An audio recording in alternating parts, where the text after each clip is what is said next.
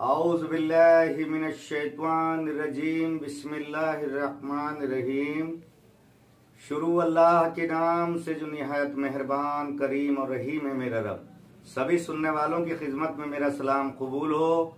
अस्सलामु अलैकुम व रहमतुल्लाहि व बरकातुहू। मैं जाकिर निजामी चिश्ती मेरे अजीजों फिर हाजिर हूँ। पिछली क्लिप में मैंने मौलाना साहब से वसीले का जवाब मांगा है जो मैंने पूछा था शेख तौसीफुर रहमान से।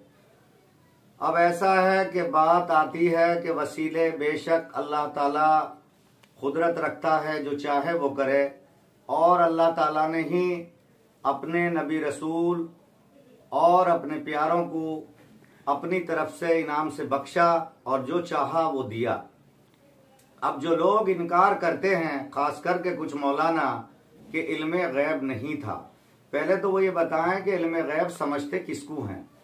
भाई हर एक वो बात इल्मे गैब है आम दुनिया के लिए जो सिर्फ अल्लाह ताला की तरफ से एक शख्स को पता हो, उसके एक रसूल को पता हो, बाकी कायनात में किसी को पता ना हो। तो बात अल्लाह के रसूल के बीच की बात है ना। कौन कहता है कि अल्लाह ने नहीं दिया, उनका जाती इल्म था। भाई जब वो सरकार दो आलम सल्लल्लाहु अलैहि वसल्लम रसूल ही अल्लाह के हैं, अल्लाह ताला खुद इरशाद फरमाता कि मेरा नबी सिर्फ वो कहता है जो मैं कहता हूं। तो अब जब अल्लाह के रसूल ही सरकार दो आलम सल्लल्लाहु अलैहि वसल्लम अल्लाह के हैं, तो जितना भी आपका इल्म है वो सब अल्लाह का इल्म है।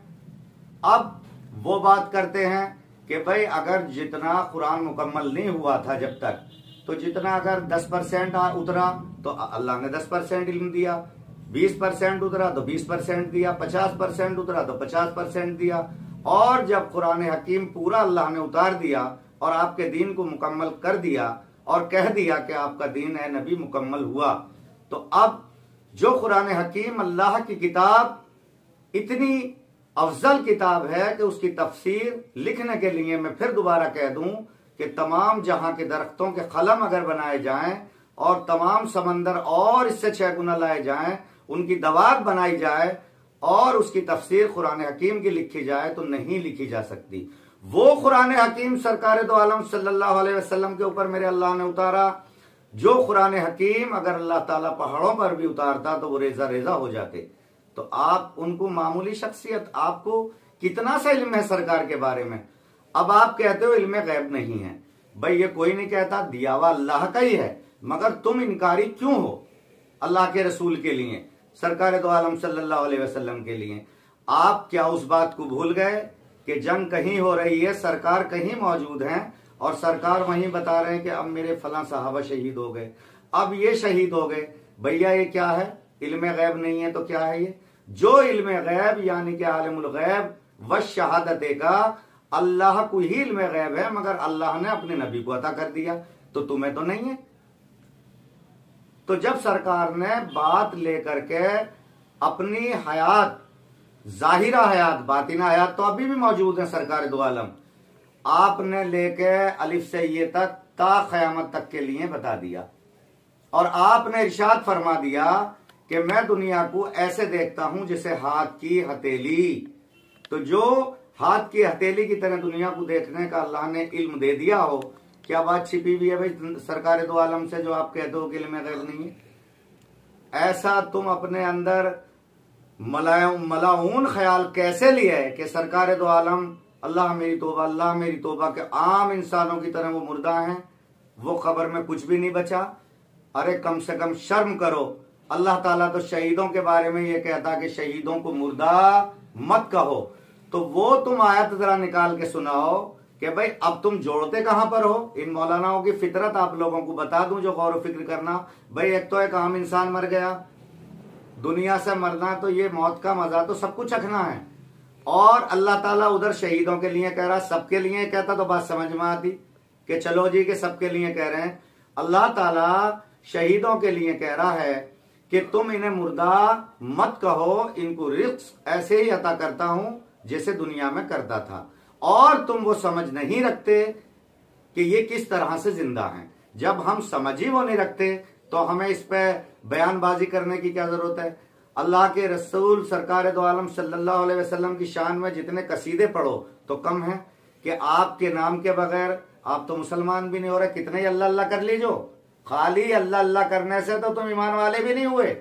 जब तक तौहीद शामिल ना हो और सरकार दो जहां सल्लल्लाहु अलैहि वसल्लम पर ये ईमान और अल्लाह के रसूलों पर ये ईमान ना लाओ कि सच्चे रसूल हैं और जो ये कह रहे हैं जो अल्लाह ने कहा वही कह रहे हैं, इसी का नाम तौहीद है। तो ला इलाहा इल्लल्लाह मुहम्मदुर रसूलुल्लाह सल्लल्लाहु अलैहि वसल्लम पर ईमान लाने के बाद ही मुसलमान होते हो। तो ऐसा इल्म या ऐसी बात जो कायनात के अंदर हो और कुरान हकीम में ना हो, वो जरा मुझे बता दें। तो अल्लाह ने जब दीन मुकम्मल कर दिया, कुरान हकीम आप पर पूरा आपके दिल पर उतार दिया, तो आपसे कौन सी बात छिपी रह गई? ये भी तो गैबी था कुरान हकीम। तो इनके अंदर जो है लर्जिश है, अल्लाह माफ करे। अब ये या तो जानबूझ के ऐसा कर रहे हैं या गुमराह हैं, या कुरान हकीम की अगर ये समझ इतनी रखते, औरों को ये बुरा ना कहते कि वो देवबंदी बुरे, बरेलवी बुरे, ये बुरे, और औलिया इकराम ऐसी ऐसी हस्तियों को बुरा कहते हैं, अल्लाह माफ करे। वो अल्लाह ही जाने कि न माफ करेगा या नहीं, ये अल्लाह का इनका मामला, मैं क्या कहूं। लेकिन इन मौलानाओं को किसी अल्लाह वाले की सोबत में जाने के बाद ही इनकी आंखों की पट्टी हट सकती है। फना बखा के बारे में भी ये जब ही जानेंगे, और अल्लाह ताला जब चाहता है अपने प्यारों को बता देता, कई दिन पहले होने वाली बातों को आगाह कर देता। लेकिन अल्लाह के रसूल की शान में ये उंगली उठाते हैं, ये बर्दाश्त के काबिल बात नहीं है। खूब औलिया इकराम को बुरा कहो, मुझ जैसे खाकसार को खूब गालियां दो, मुझे कोई एतराज नहीं है। लेकिन सरकार पर जब अल्लाह ने कुरान पूरा मुकम्मल उतार दिया, तो अब सरकार के इल्म का अंदाजा कोई माइकलाल नहीं लगा सकता।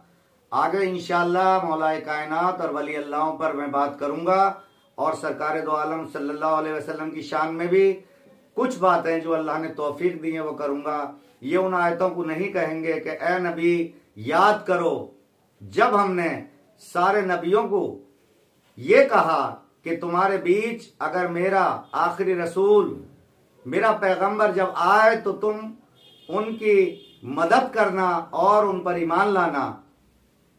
तो भैया ये बताओ कि सारे जितने भी नबी भेजे अल्लाह ने, तो सरकार दो आलम सल्लल्लाहु अलैहि वसल्लम को उनके साथ ही भेज दिए या बाद में भेजे? या अल्लाह को ये पता नहीं था कि पहले ये ईसा, मूसा, और मैं मिसाल दे रहा हूं, मूसा अलैहिस्सलाम, ईसा अलैहिस्सलाम और जितने भी और नबी जितने भी अल्लाह ने भेजे, तो अल्लाह को जब ये तो अल्लाह को तो खूब इल्म था कि मैं आखिरी नबी भेजूंगा, जब भेजूंगा जब ये नहीं रहेंगे, नबी पर्दा फरमा चुके होंगे, तो अल्लाह ने क्यों कहा कि मैं तुम्हें एक दूसरे पर गवाह भी बनाता हूं, बन जाओ गवाह एक दूसरे पर, और तुम सब पर मैं गवाह खुद बनता हूं। भैया अल्लाह कौन सी बात याद दिला रहा था सरकार दो आलम सल्लल्लाहु अलैहि वसल्लम को? ऐ नबी याद करो कि जब हमने एक दूसरे नबी पर नबी को गवाह बनाया और नबियों को गवाह बनाए, और उनका गवाह मैं खुद बना कि जब मैं अपने आखिरी नबी सरकार दो आलम सल्लल्लाहु अलैहि वसल्लम के बारे में अल्लाह ने इरशाद फरमाया भेजूं आपके सामने, तो आप उनकी मदद करना, आप उन पर ईमान लाना। तो भैया मदद को भी अल्लाह कह रहा, क्यों कह रहा नबियों से? अल्लाह नबी की मदद नहीं करता, अल्लाह से ज्यादा कोई मदद कर सकता? तो ये गुमराही फैलानी बंद कर दो, और अल्लाह के वास्ते नमाज, रोजे, हज, ज़कात की, आपस में भाईचारे और मोहब्बत की अपनी इस पीछे दिया करो, और अल्लाह से सारे मुसलमानों के, सारे दुनिया वालों के हक में, सारे भाइयों के हक में दुआएं किया करो। और भैया जो मुझ खाकसार से राब्ता करना चाहे तो मेरा फोन नंबर है 9871979621, 9871979621। अस्सलाम वालेकुम व रहमतुल्लाहि व बरकातहू।